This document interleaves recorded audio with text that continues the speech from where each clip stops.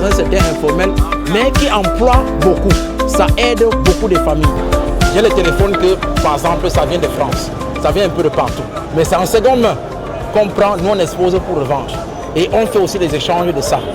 Seconde main veut dire qu'un téléphone que quelqu'un d'autre a déjà utilisé. Par exemple, quand un téléphone sort déjà en boutique, même si c'est une heure d'utilisation, nous appelons déjà ça seconde main. Ça ne veut pas dire qu'il est seconde main, qu'il est gâté. C'est un téléphone qui fonctionne bien. D'ailleurs, nous avons le client tellement satisfait. Un téléphone que quelqu'un a payé en boutique, il ressort, il a un problème parce que la boutique ne rembourse pas. Là, il ne faut pas que quelqu'un se trompe.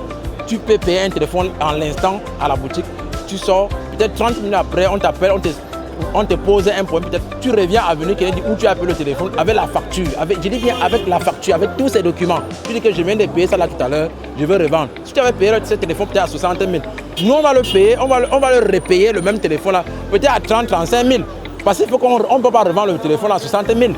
Il faut qu'on paye à 30-35 000 pour pouvoir le revendre peut-être à 40-45 000 francs. Parfois tu fais un troc, ça veut dire que l'échange. Tu peux venir avec ton téléphone, tu augmentes un peu d'argent. Ça dépend du téléphone que tu es venu avec. Maintenant, ça va aussi dépendre de ce que tu veux prendre en ce moment-là. Là, maintenant, on fait ces échanges. Maintenant, vous vous retrouvez donc maintenant avec un nouveau téléphone en main. Donc, c'est un peu ça, le téléphone seconde main. Nous prenons la peine de vérifier, de se rassurer que le téléphone que tu nous donnes, c'est pour toi. Nous avons des moyens de savoir. Je peux vous donner ces détails-là à la télévision. Là, ça ne relève pas de mes compétences parce que là, je dois protéger le métier en fait. Mais nous prenons la peine de vérifier. Le téléphone seconde main, ce métier est vraiment rentable. Nous qui vendons le téléphone seconde main, on doit être véridique, on s'en sort. Parfois, je peux rentrer avec 10-15 000 francs en une journée. Parfois, je peux avoir la chance de gagner même 50 000 francs en une journée. On gagne suffisamment. Ça, on gagne suffisamment. Ça, c'est Vivo par exemple. C'est toujours un téléphone seconde main qui fonctionne très bien. Il coûte en boutique 60 000. À notre niveau, pour l'avoir à 40 000. Donc, nous vendons le téléphone ici à l'État. Voici un téléphone, par exemple, qui est cassé. Vous voyez bien que l'écran est un peu légèrement touché. Le neuf de ça là, coûte 90 000 francs CFA. Et comme celui-ci est cassé, vous pouvez le trouver maintenant chez nous peut-être à 30-35 000, par exemple. Donc voilà la différence de seconde main toujours. Parce que seconde main a plusieurs contours que beaucoup de clients ne savent pas.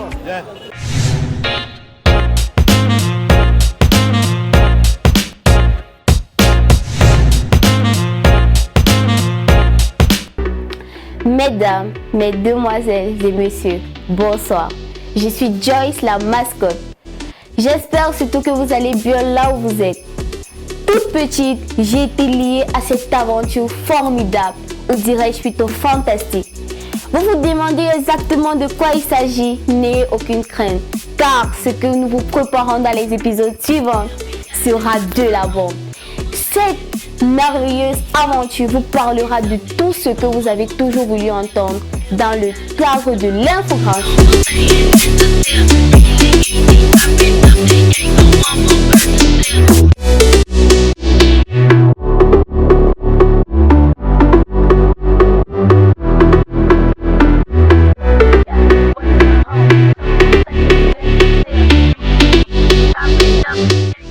Et surtout, n'oubliez pas de vous abonner, de liker et surtout de commenter nos posts sur la page Question de temps télévision.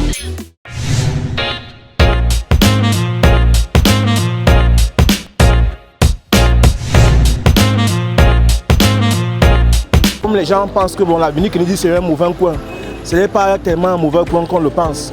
Il y a des gens là-bas de bonne foi qui font du bon métier, parce qu'ils nourrissent les familles avec ça.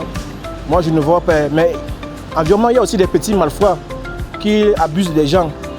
On ne peut pas faire sans eux, parce que le monde ne peut pas rester sans malfrats. Je vois un peu. Mais moi je vois que la ville Kennedy c'est un bon coin. Tu peux arriver, si tu as ton argent, tu veux un truc, tu achètes et tu repars. Si tu veux dépanner, tu peux dépanner et tu repars. Effectivement, j'ai déjà acheté un appareil à Kennedy. C'était une tablette pour ma fille pendant les fêtes de fin d'année. Et justement, j'ai été très déçue parce que l'appareil n'a à peine fait un mois et il s'est gâté pour dire court. Et j'ai été très déçue parce que je suis repartie là-bas chez la personne chez qui j'avais acheté, il n'était pas là. C'est quelqu'un d'autre que j'ai rencontré et il n'a pas résolu mon problème. Parce que déjà, il m'a dit la personne chez qui tu as acheté n'est pas là. Et tout, du coup, c'est moi qui paie.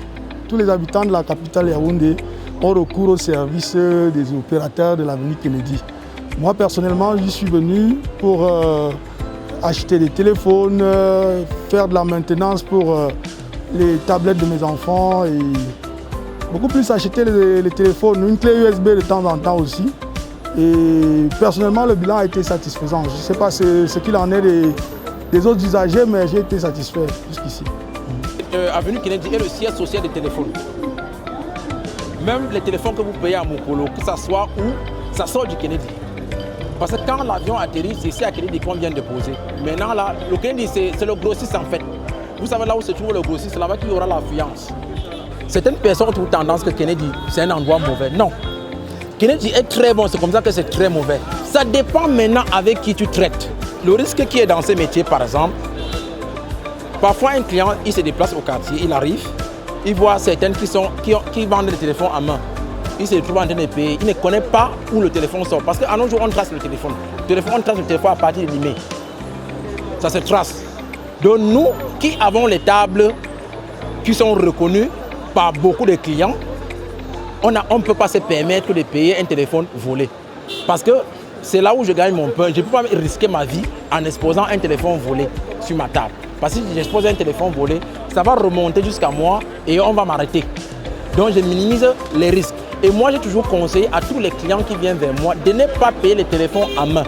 Moi, particulièrement, j'ai des clients, quand ils arrivent ici, ils se constatent que je ne suis pas là. Ils rentrent avec leur argent. Mon métier, vraiment, ça me permet de prendre en charge une famille. Je construis la vie de mes enfants. C'est ça la seule richesse que j'ai. J'ai mes 2 enfants que j'aime bien, Candice et Wayne Palmer. Je construis leur vie. Je prépare leur avenir. On ne se lève pas un bon matin pour venir vendre les téléphones d'occasion. On se forme d'abord, avant de venir. Parce que c'est un métier à haut risque. Il faut savoir les contours avant d'être investi. Donc, moi, je conseille à celle ou celui, même il y a les femmes, il y a des filles là, vous n'avez pas peut-être vu en bas, il y a des filles qui font la vente de téléphone. Il doit d'abord être formé par quelqu'un qui fait dans ce métier. Et si la personne est vraiment de bonne foi avec toi, il va te montrer tous les contours, qu'il soit honnête, qu'il soit sérieux. Parce qu'il y a des jeunes qui trompent. Ils trompent le client, ce n'est pas bien. Il faut gagner son argent dignement.